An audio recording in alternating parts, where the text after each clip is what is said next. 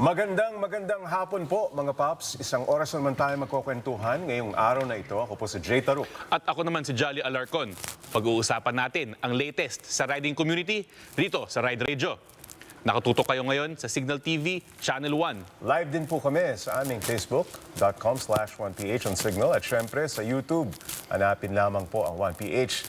Napapakinggan din po kami sa Radio 5 92.3 News FM. Good afternoon, Engineer Jolly. Good afternoon, Jay. Ganda ng t-shirt mo, ha? Ay, oo, syempre. Medyo Hello. mabait ang mga nagpapadala nito. Pops Jerry. Jerry, salamat, ha? Ayun, Macbeth machine, ha? Bagay na bagay sa'yo. Oo, Ride PH, Macbeth. Okay, kamusta ang linggo natin? Of course, pinag-usapan pa rin yung gulo dito sa Russia at Ukraine, ano? Oo, mukhang At ang epekto niyan, di ba, napag-usapan na rin natin, at nako, iniindan na rin natin dito sa Pilipinas, yung mataas na presyo ng gasolina at diesel, of course, kasama na rin dyan yung presyo ng mga bilihin. Oo, diba? Yung nga, Jay, no? Diba, bago pa naman nangyari itong gulo sa Europa, laging linggo-linggo nagmamahal ang gas. Pero ngayon, napaka-drastic ng dinagdag, no? Oo. At saka, they're expecting yata na magdadagdag pa Marami. ng presyo next week. Oo. May mga price increase pa. Iba nga, sinasabi nila, baka umabot pa ng 100 pesos per liter ang gasolina o diesel. Siyempre, mga spekulasyon lamang yan, no? Considering na meron na talagang epekto, no? Yung nangyayari dyan sa Russia at Ukraine. Pero sige, magbalita na tayo, Jolly. Umihirit ng dagdag na bike at motorcycle lanes ang ilang transport groups kasabay ng sunod-sunod na taas presyo sa produktong petrolyo. Ayon sa Move as One Coalition, kailangan ng alternatibong mode of transportation, lalo't itinutulak ngayon ang pagtaas din ng pamasahe. Git pa nila, kakaunti ang porsyento ng mga naka-private vehicles kumpara sa mga naka-bike at motor. Kasama sa mga ipinadadagdag ng transport group ang pagpapaluwag at pagtatanim ng mga puno sa mga sidewalk para naman sa mga pedestrian.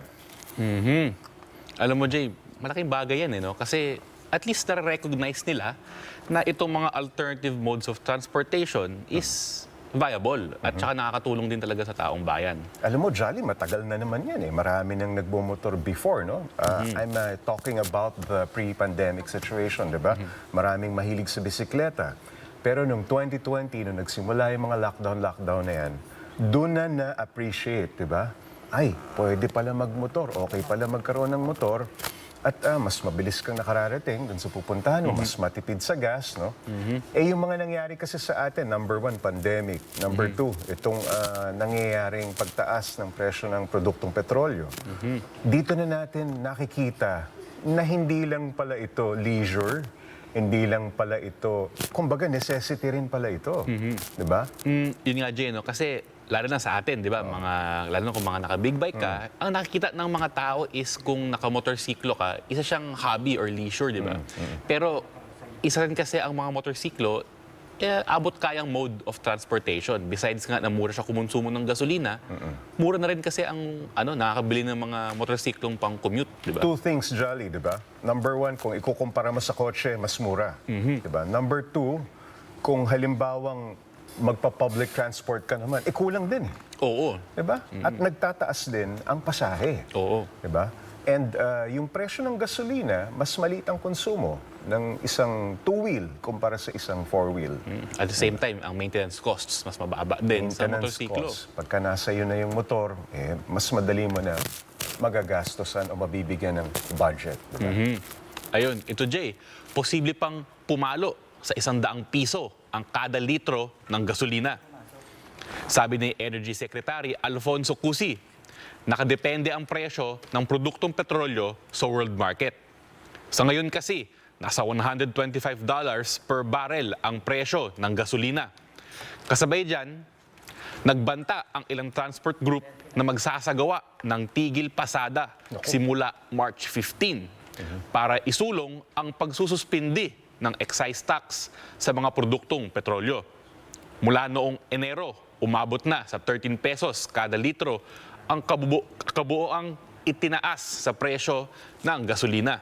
17 pesos naman sa diesel at halos 12 pesos sa kerosene. Nako, Jolly. Yan na. Tapos Jay, syempre inaasahan namang tataas ulit ang presyo ng petrolyo sa susunod na linggo.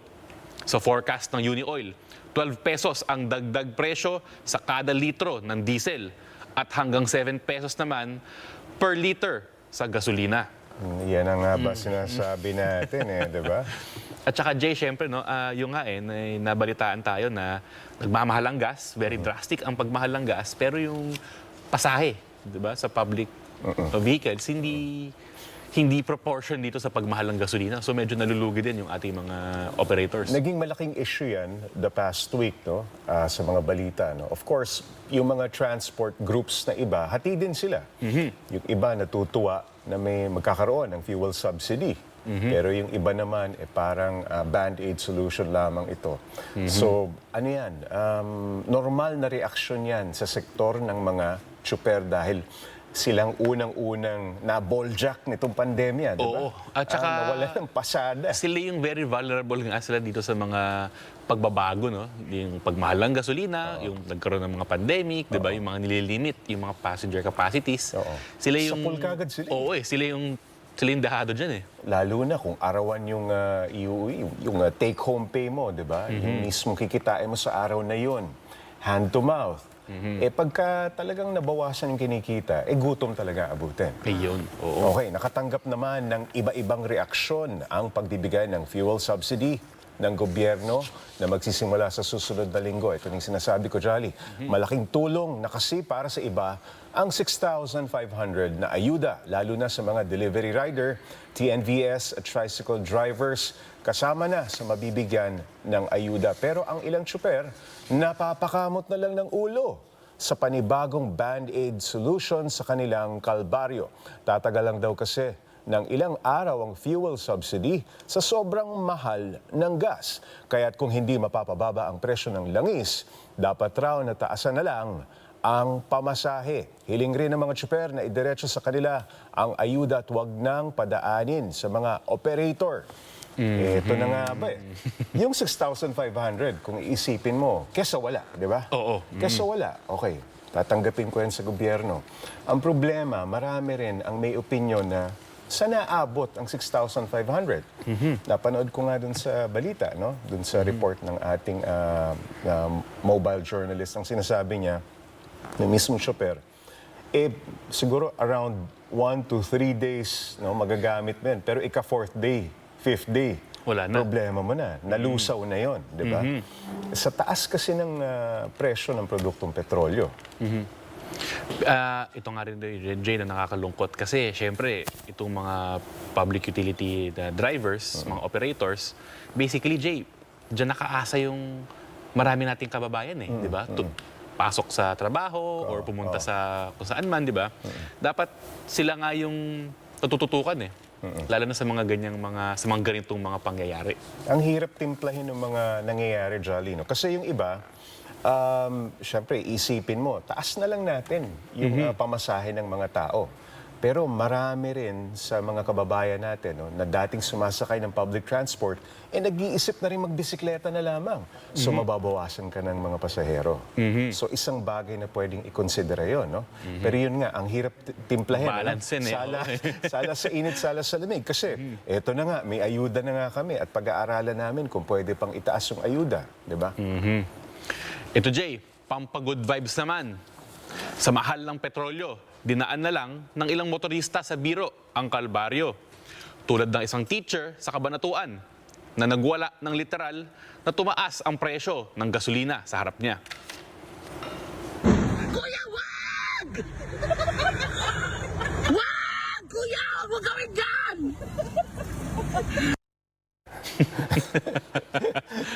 Grabe naman yun. Kwento ni Joaquin Palmones II. Isa rin siyang driver at commuter, kaya ramdam niya ang epekto ng sunod-sunod na taas presyo ng gasolina. Natawa na lang daw ang mga gasoline boy sa kanyang ginawa. Kuya, down! Kuya, down! Don't you dare! Pero hindi niya napigilan sina kuya. Kaya from 60 pesos and 70 centavos, live na tumaas ang presyo ng diesel ng 3 piso. Sa ngayon, umabot na higit 1 million ang views niyan sa social media. Oy, Joaquin ha, wag naman tayo ganun ka. Pero basically kasi Jay, lahat tayo sa tingin ko yan yung sentimiento natin sa loob-loob natin eh. Siya lang yung, kumbaga, nag-verbalize, no? Nailabas, ang saloobin ng taong bayan. Sabagay, kung iisipin mo, ilang beses na nagtataas, no? Ang fuel prices natin, no? Since the start of the year. Oo. Siya, hindi niya na makayanan, kaya talagang nagsuhumiyaw na eh. Akala ko, kinakatay na ano eh. Pero hindi. Sa pagbabalik ng Ride Radio, makakasama na natin ang ating Rider of the Week. Imported po ang ating Rider of the Week mula pa sa Slovenia, si Mr. Rozle Verhovc. Huwag kayong bibitiw, magbabalik pa po kami.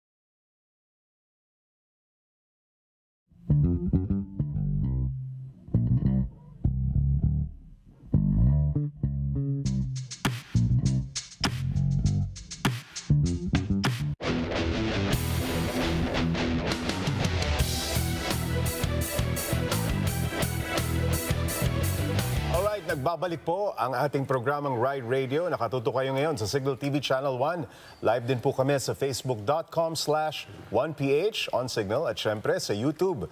Hanapin lamang po ang 1ph.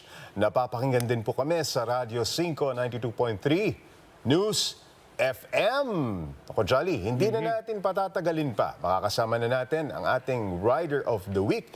Imported ito, ha? Mula Slovenia. Mula Slovenia. Si Mr. Rozle Verhovc, founder and CEO ng Clutch Moto Tours. Good afternoon and welcome to the show, Rozle. Good afternoon. Hey guys. Nice to see you again. Huh? Nice to see you again. Well, the question is, naku, duduguin ng ano ko dito. Okay, Rozle, why are you here in the Philippines, visiting again for the nth time? What brings you here? Come on, I didn't see you for almost 3 years. So, I came So back you want to see me? to see you guys. Matagal ko na pong kaibigan ito si Rozle, and of course, we've done a lot of rides, no? We've done lots of rides in Europe. Europe. Yeah, here, Eastern Europe was our last, no? 2019. Yeah. But no, seriously, why are you here? And again, no, I know you're here every year, but this particular season. I'm recruiting new riders for European tours. Okay, okay. So tell us something about Clutch. Give us an overview about Clutch. In short, Clutch is a motorcycle touring company specialized in the premium motorcycle tours on the BMW, Ducati and Harley Davidson motorcycles. In Europe, we operate for now in 34 different countries. So you organize rides, We special. organize rides. We have some of the tours which are built in general, but mostly what we do, we customize the trips according to the customer's wishes. So that's And the how does it work? So you come here and talk to the riders, no, local riders, and then you ask them if they want to, avail of your tour package, right? Yeah, for example, usually we have a frame of some activities which is happening in Europe. For example, this year we have BMW Motorrad Days in Berlin in the beginning of July, and then we have at the third weekend of July we have a World Ducati Week in Italy. So these are two pilgrimage spots for the blue and the red community. So and then. Different groups would like to do different things around these events. And what we do is we ride there before the event, or we ride away from there after the event on a different routes according to what the groups want. So I come here for a month and a half, and I'm sort of here interacting with the community and building these proposals and meeting them, try to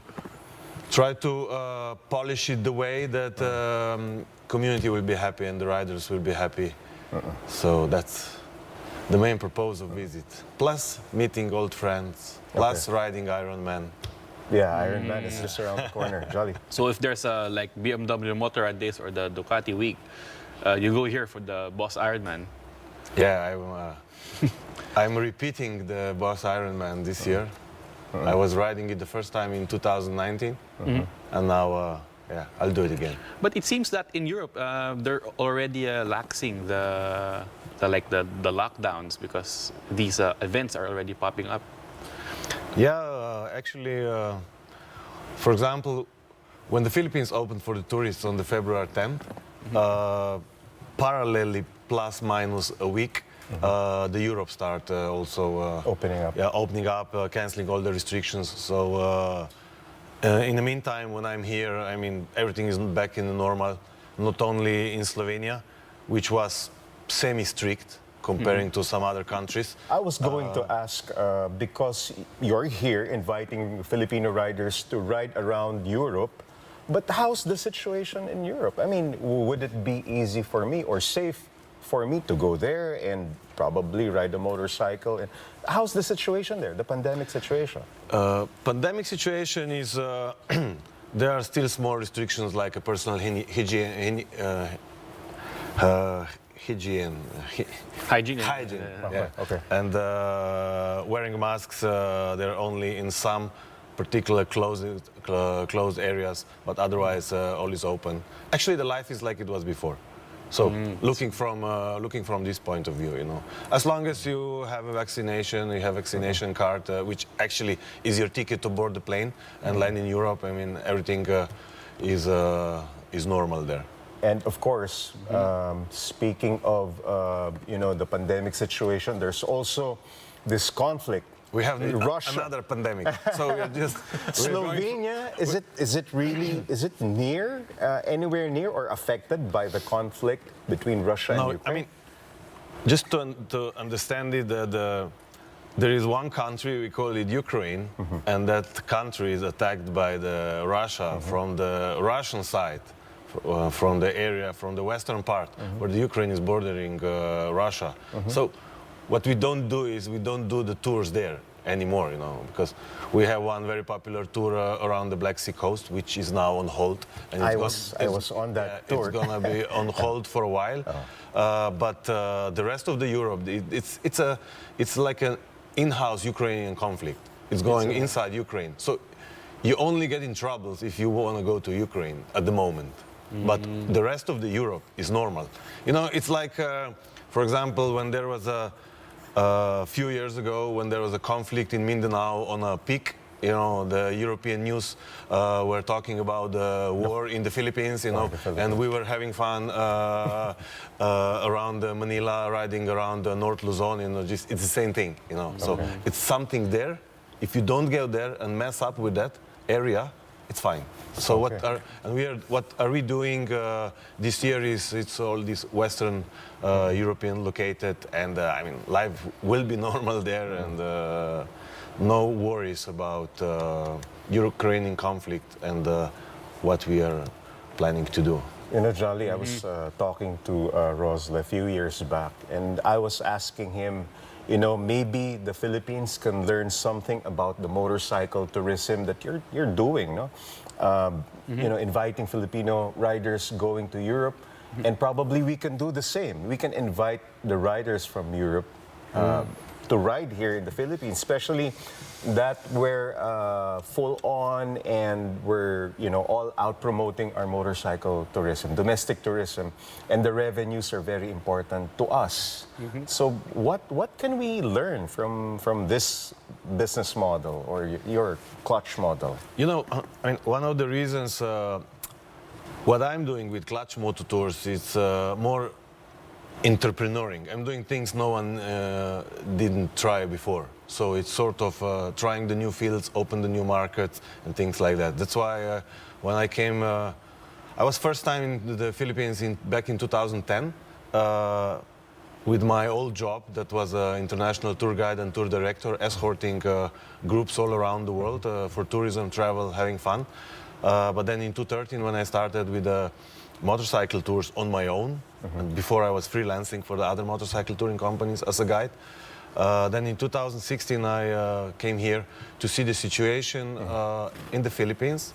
I had an idea that here is a strong community of the big bikes riders, but talking about traveling abroad on a motorcycle, no one was not aware of that. So actually, if I see last 6 years in the Philippines, things changed a lot, because we started from the zero, building, creating awareness that fully supported guided motorcycle tours actually exist, not only in Europe, but also around the world, and that there is an option for the riders who like to ride big bikes, that they can fly out of the Philippines and ride the same bike they like in a package. Not like before, you were traveling in a van with a rented car, or just you book a tour package on a bus. Traveling on a motorcycle. We get to see that's a good part. When you do those motorcycle tours, you don't feel like a tourist. I mean, you don't feel like a tourist. You feel like a rider. Yeah, exactly. It's different, but okay, it's still interesting to get to some places and imagine 30 Filipinos. You were on the tour, so and then putting the helmets off, and people are looking like, wow, where did these guys now come? That's amazing. Huh? So yeah, but on the other hand, of course, there's a big potential of this country, which what I'm repeating for the last 6 years since I started interacting in the community. It's a really big potential of this country. Offering the motorcycle tours for the riders from all around the world who would like to come and enjoy the Philippines on a different way. So that's what we are also doing. It's a slow process, but we are getting there, and I hope that we'll see very soon group of foreign Riding in riders the Philippines. who will attend a fully supported guided motorcycle tour of the Yeah, Philippines. you've been around the Philippines. We have a lot of tourist spots that they can visit on a motorcycle. That's So why, it's that's a why I'm different aware of the experience. potential. Yeah, that's why I'm Yeah. aware of the potential. And there is Okay. a potential. Actually, Okay. speaking of these riding spots, do you have any particular favorite riding destinations here in the Philippines that you can recommend to other riders? I mean, there are many good rides, or here around North Luzon. I mean, me personally, I had a great fun riding the eastern Mindanao because the roads were empty and it's Correct. very enjoyable. Nice roads there, comparing to what you experience here in Manila around. But when you go up north to Baguio, and then things change a little bit. But takes a day to get out of Manila. What can you say about, you've been riding for a few times with the Filipino riders. What is your observation and what can you say about the Filipino riders? Lots to say. So Rozle rides fast. just huh? how many hours This we is have? How speed many demon. hours we have to start talking about the Filipino riders? I think that's a trick question, Jay. And he's kind of comfortable, around the Filipino riders. It's not about speed and riding fast. It's with us, it's about enjoying. But on the other hand, the level of enjoyment is also connected with every rider individually. It depends on his riding skills. So, and that's us as a motorcycle tour, as a guides on a tour that we manage to make them happen. And on the other hand, to stop them at some point when speeding is get over the limits, Okay. But in Europe, you have cameras, you have speed controls. So it's very it's strict. not a joke. It's expensive speeding. Yeah. Probably, Rozle, you can give a sneak preview of the places that the riders can experience in Europe, probably in Italy or Germany, because your next tour will be around the corner, right? Yeah, our next tour is most of everything actually starts on the June 25th. In June. Yeah, and then from different locations, we are first riding in the different groups Yes. in direction to Berlin. Yes. And then there's a BMW Motorrad Days there, and the Pure and Crafts event, which is for the R90 and custom community. That's on Friday, and then Saturday and Sunday is BMW Motorrad Days. And then the first groups are leaving, and then the other ones, they fly in for the event to Berlin, and then after the event, we ride down again in direction to Italy. How long does it usually take for a single tour, and how much? It's about, it's about, depends of what you include and what kind of standard the clients Okay. want, but I'll tell you the average, Average. it's about, together with the event is 10 days, and if the average you calculate is like 500 euros per day, so that's about 30,000 pesos per day. Per day? Yeah, and then you calculate how many days, and then the up and down depends of the service, 3-star, 4-star, 5-star, depends of the bike. If you take the big bike, let's say GS 1250, or you take a small one, 750, So then that's, at the end, that forms the price, So basically, it's totally customizable, depends on what the... Yeah, that's why we Depending on the customize it. I mean, budget. we have different groups and they want different standards. They have different details they want to include or exclude. So, sometimes it's price driven, sometimes it's model of the bike driven, sometimes it's just the standard, the level of the hotels and things like that. Because what? We offer a fully supported guided motorcycle tour, and we also have a van, and we drive the luggage in the van, so the riders, they don't need to worry about that. And we deliver luggage in the room. Our staff do the check-in before, so when we arrive, you just grab a key and you go to your room and things like that. Give we us like an to idea. play. We like to play with the details. Give us an idea of what usually happens. 10 days is really long, no? What usually happens on a day-to-day basis? So every day you ride. Yeah, so these tours, for example, if you take 10 days of this tour, let's say BMW Motorrad Days, so arrival day, departure day. So they're 2 days away already. Okay. And then you have 8 days of action. So out of that 8 days, you have 2 days of event. And then you have 6 days riding. Okay. And then some groups decide inside that 6 days of riding to have one rest day. That means that you stay in one town for 2 nights. And then on that day, when you're not riding, you enjoy sightseeing. So Okay. on this year, we have that with one group in Prague, with another group in Amsterdam. So depends. I've experienced Jolly, these tours by Clutch, and it's really one of a lifetime experience. And of course, the budget is not that, attainable to all. But if you get the chance, no. Siguro, lastly, Rozle, maybe you can invite, the local riders, and maybe check out. You have a web page, you have a Facebook. Yeah, we have all of this, so I would like to invite everyone to ride in Europe. If you were thinking about riding in Europe and you don't know to who to approach, you just try to contact me or try to get in touch with the guys here in the show, and we'll be happy to sort of direct you with someone who knows me, or you just ask at your local dealer. We cooperated with all of them, so in the last 6 years, there's many people who hasn't access to us. So, All right. and then clutchmototours.com is our webpage, and Clutch Moto Tours is also our Facebook page. So, All right. Thank you so much for dropping by, thanks for Mr. Rozle inviting, Verhovc, and the see you guys in Europe. President CEO of Clutch Moto Tours, Mr. Rozle Verhovc, our Rider of the Week sa pagbabalik po ng Ride Radio. Teka muna, pupunasa ko muna, Jolly. Mukhang dumugot ako. Silipin naman natin. Up close and personal ang CFMOTO bikes na nandito sa amin, katabi namin dito sa studio. Huwag po kayong bibitiw.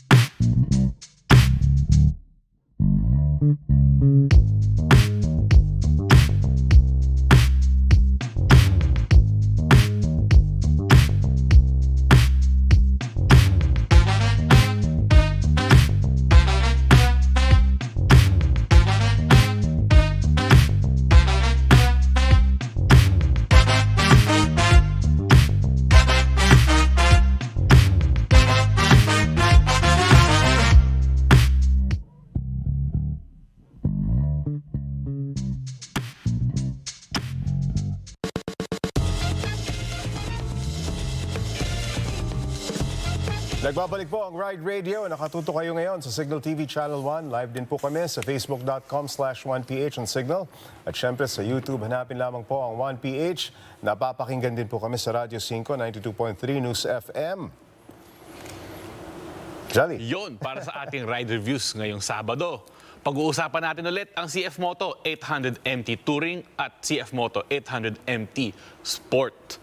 Nako, Jay. Ito yung pinag-usapan na natin to 2 weeks ago, di ba? Nung bagong labas itong motorsiklo. At ngayon, medyo pinadalahan tayo para pag-usapan. Oo nga bagong-bago Itong ito. dalawang variants, no?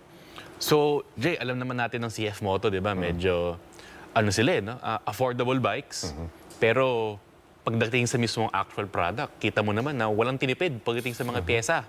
At syempre, pagdating sa mga features, walang kulang. Diba? Pakita na nga natin para malapitan natin, Ayan. Jolly. Sige, So, dalawa yung variant na pinadala sa atin, Jay, no? Ito yung 800MT Touring, di ba?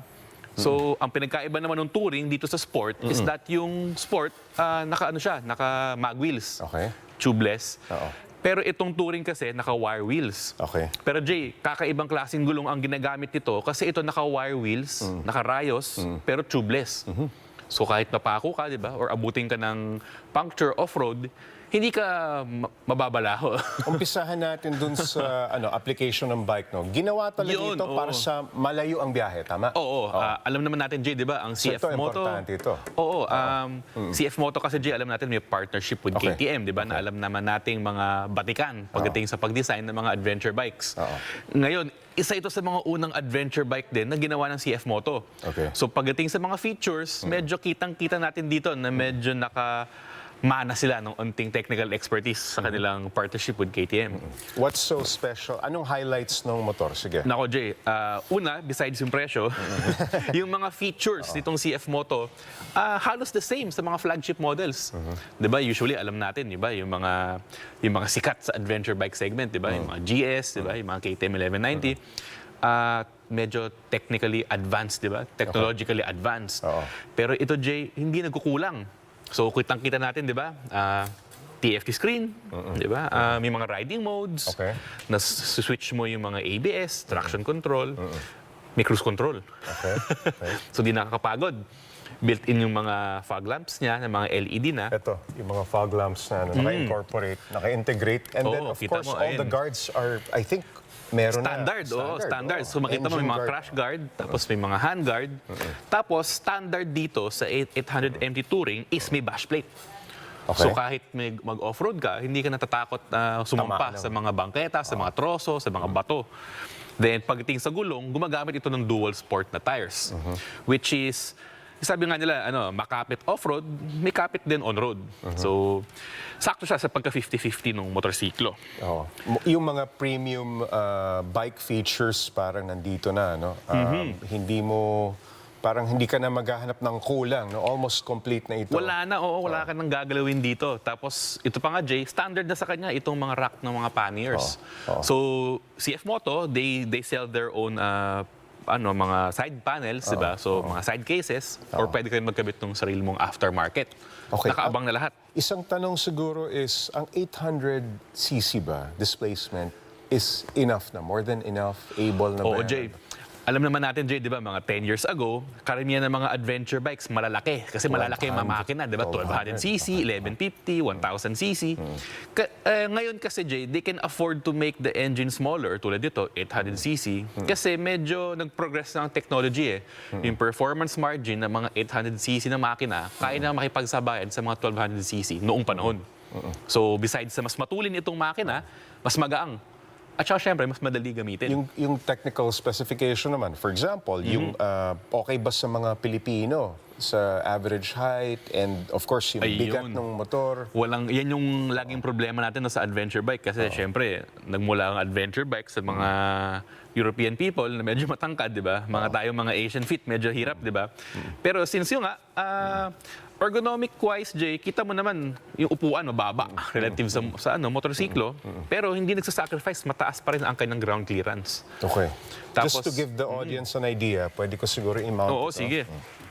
Okay, medyo Ayan. mataas nga. Nabababaan ba ang suspension? Adjustable Isa pang suspension? feature to Jay, no? For its price point, ang ginagamit sa suspension ng 800 MT, fully adjustable in terms of preload at saka damping. So, besides na yung ergonomics na adjust mo, yung suspension, nasa fine-tune mo para sa weight mo at saka sa height mo. Oh, okay. And yung feel nung material na ginamit, is it... Premium eh. Makikita mo, Jay, kahit ako, gulat na gulat ako kasi syempre, yung SRP na talaga mababa eh. So, we were expecting something na medyo magsasacrifice when it comes to fit and finish. Pero, Decente. kalidad ang ganda nung...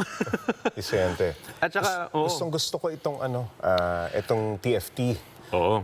At saka, Jay, yung TFT niya may Bluetooth connectivity. So, kumakabit sa phone mo, Sa comms mo. tsaka sa comms mo. So, kapag may tumatawag sa'yo or nagpapatugtog ka ng music mo, di ba, nakikita mo rin lahat.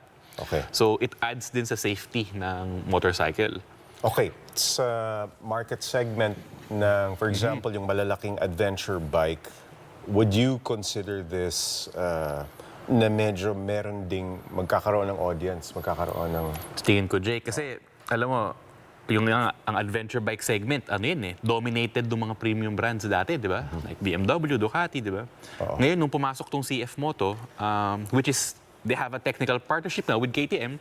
So, ano siya eh, price point, features, tapos yung quality, panalong-panalo, Jay. Okay. Kasi kita mo yung details niya, Jay. O, tignan mo, pwede mo lagyan ng sabitan ng cellphone. May saksakan, may charger ng USB dito. Charger na siya. Okay, okay. Diba? Kompleto eh. Tapos yung adjustable ang windshield. So, parang makakustomize mo yung lahat ng mga settings sa motorsiklo for a particular rider. Ilang variants at magkano ang each variant? Yan, Jay. Yan ang good news. Dalawa lang ang variants itong 800 MT. So, yung Sport, nasa kaliwa natin, at saka itong Touring na nasa atin ngayon. Yung Sport, ang SRP is 515,000 pesos. At itong Touring, which is ito yung parang flagship model nila, 565,000 pesos. Not bad. For our 800cc motorcycle. Oo. So, And these are all available na locally, no? all available locally. At yung nga sabi dumating ng na sa ating Pilipinas. kaibigan, di ba, na si Camilo, medyo flying off the shelf itong mga kanilang mga stocks. Okay, Jolly. Oh. Medyo mataas siya. Usually naman, ganyan eh. Okay.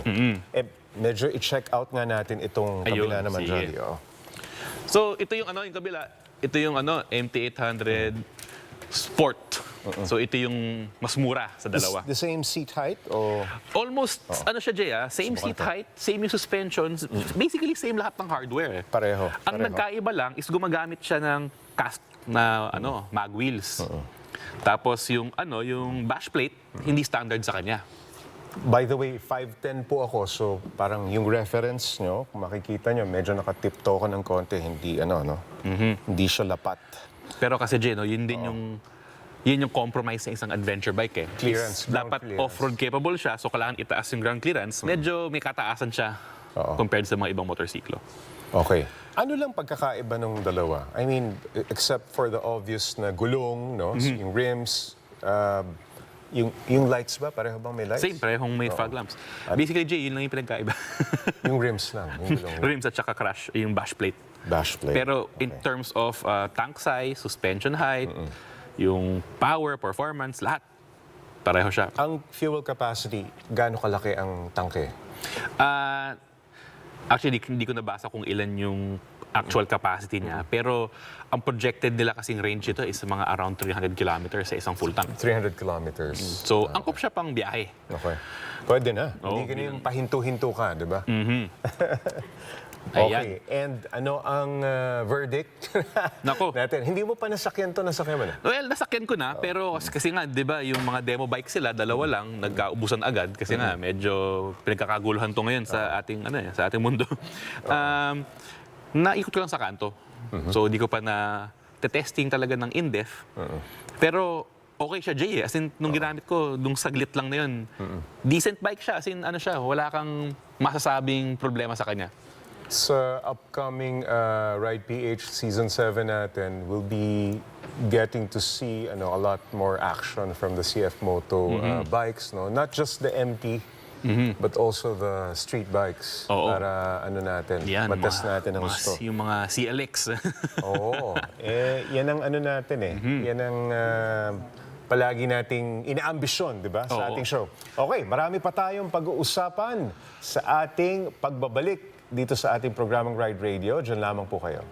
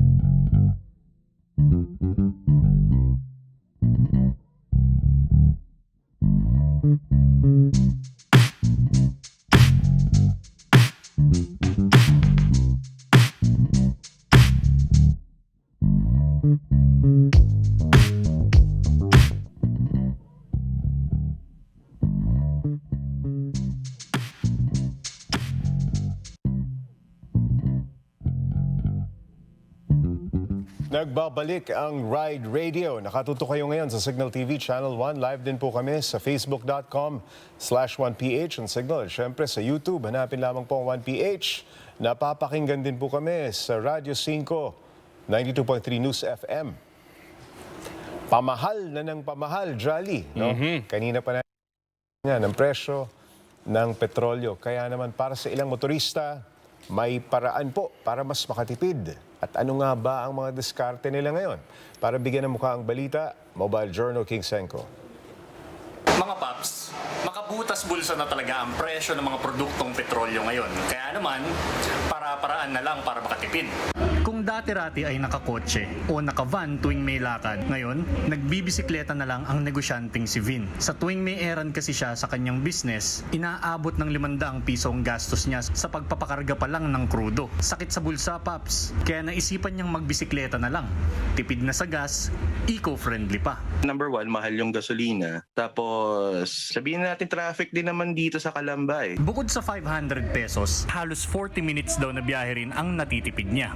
Mabisa rin na ehersisyo sa kanya ang pagbibisikleta, lalo't may hypertension at diabetes siya. Bumalik ako sa pagbabike, I was like 119 kilos. And now I'm only 94, 25 kilos. Nababawa sa akin. Yung mga shirts na hindi ko na nasusuot noon, medyo nasusuot ko na ngayon. Pero aminado si Vin na may cons din ang pagbibisikleta. Pagpapawisan ka talaga ng bongga kaya kailangan laging magdala ng ekstrang damit. Hassle din kung bigla ang umulan. Hindi rin ito pwede kung marami kang kailangang bitbitin na gamit. Kaya kung kailangan talagang gumamit ng sasakyan, narito ang ilang tips para makatipid sa gasolina. Dapat hanginan ng gulong ng tama. Iwasan ang paghataw sa pedal ng gasolina.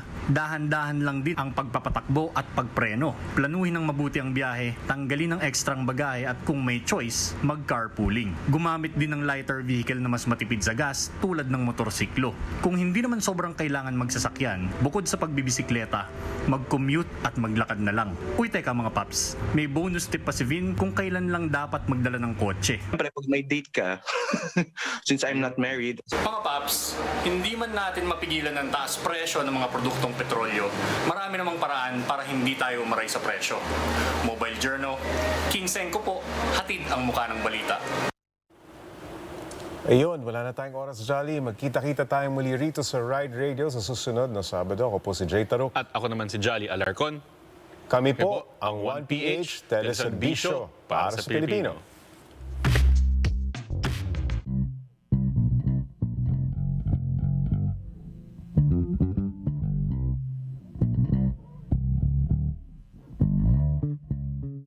No reason to miss out on movie nights or your favorite weekly series when you link your Signal account on Signal Play.